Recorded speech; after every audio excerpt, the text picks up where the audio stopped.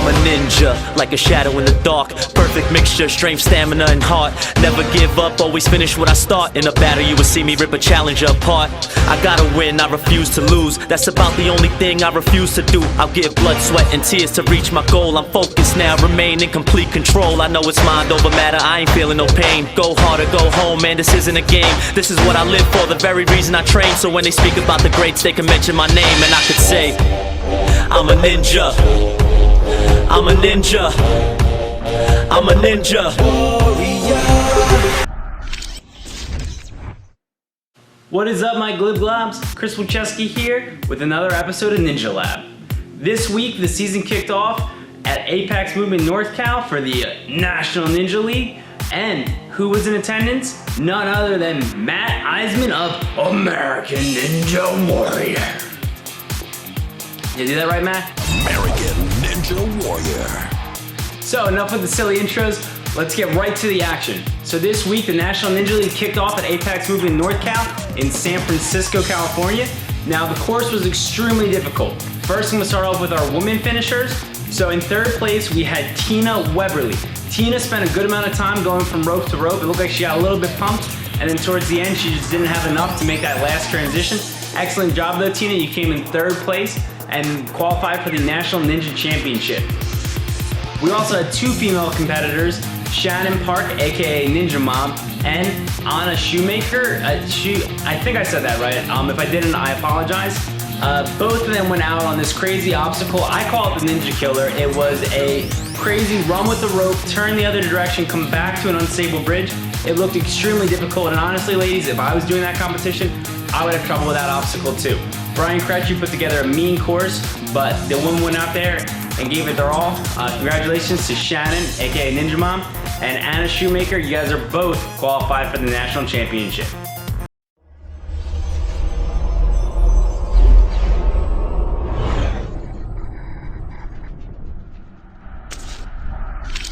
All right, now let's jump back over to the men's side of the action. So, in third place, we had Thaddeus Robeck. Now, Thaddeus spent a lot of time on the first couple dismounts. It looked like he was having trouble getting his coordination down or something going on, so I think his grip was wearing out slowly throughout.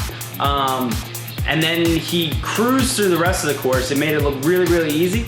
But then towards the end, he had trouble with the dismount after the salmon ladder. He got onto the ring right after, started to go down, got stuck and had to go back, and by the time he tried to go again, he didn't have enough swing to actually get the launch to the cannonball, and that's where he went out. But still, excellent performance. You made it into third place. Congratulations, Thad, for making me look good when I picked you for the Fantasy League, and for being a National Ninja qualifier. Good job, Thaddeus. Now, in second place, we had an unexpected finisher. 15-year-old Seth Rogers, get that, 15, came in, competed with the adults, and showed them what was up. He was on pace for the fastest time throughout the course. He had an unbelievable save on that Ninja Killer obstacle we saw before, just barely grabbing the front of it and being able to transition across. Excellent job, Seth. You were cruising through the course. At the very end, you see that he could have beaten it and could have been the #1 overall finisher, but as he was transitioning from the first crazy lache thing that Brian Kretsch put up to the second, he switched from a cross grip to a forward grip, and when he went to the forward grip, it was game over. But excellent job, Seth. You are young, you are talented, and you are qualified for the National Ninja League. We're looking forward to seeing you, man. So, who was the #1 finisher? None other than my pick, Flip Rodriguez. Flip had a textbook run throughout. He was smooth, he was controlled, he was everything you needed to be a National Ninja Champion. Could he be our first National Ninja Champion? Well, he was our first National Ninja finisher. So, I'm gonna take it over to Matt Eisman with the play-by-play on the final. Come on, Flip. Let's go, Flip, Flip. One obstacle left. Will this be the first finisher in National Ninja League history? This will be the hardest transition for him. It's the furthest. Come on, Flip. Let's go, Flip. Come down to attrition. Momentum. Taxing those arms. Yeah. The over-under grip. You didn't see that one coming, Ryan. Oh, wow. One more flip. Let's go, Flip. There we go.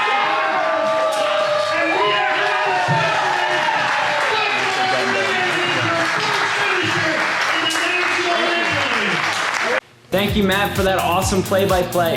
It was so cool to see you out there. Flip, congratulations again on being our first and only National Ninja League finisher. So, what's next?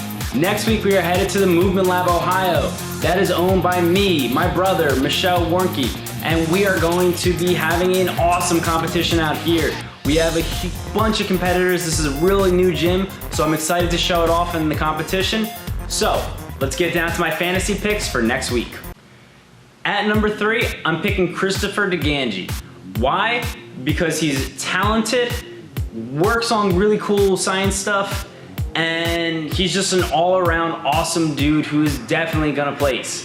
So, Chris hasn't been competing in a little bit because he had a shoulder injury, and that's the only reason why I'm putting him at number 3. Before the shoulder injury, he was definitely a force to be reckoned with, and he was an amazing competitor. So I think his experience, his balance, coordination, and overall upper body strength is gonna prevail him into the top 3, and he is my number 3 pick for the National Ninja League.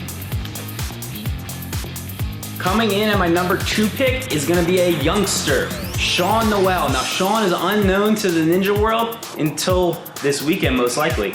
He is going for the world record for the most pull-ups in a minute. This dude is unbelievably strong, and I've had the opportunity of training with him while I've been out here in Ohio, and he is definitely a beast. I am looking for him to come in 2nd place. The only reason why I'm not picking him for 1st is because I think experience might play a factor, but he can definitely contend with the best of the best.